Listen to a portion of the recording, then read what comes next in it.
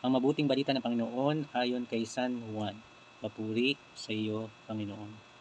Noong panahong yun, agaw-dilim na noon, sa unang araw na iyon ng Sanlinggo, at nakasara ang mga pinto sa kinaroroonan ng mga alagad dahil sa takot sa mga Hudyo. Dumating si Jesus at pumagitna at sinabi niya sa kanila, kapayapaan ang sumainyo.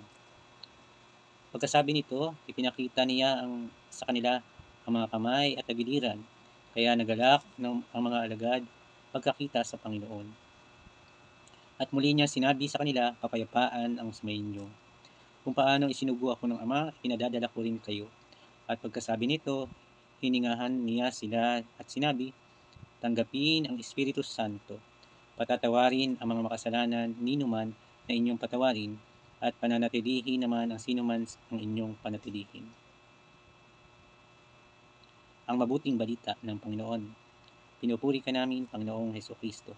Ngayon po ay dakilang kapistahan ng Pentecostes. Amen.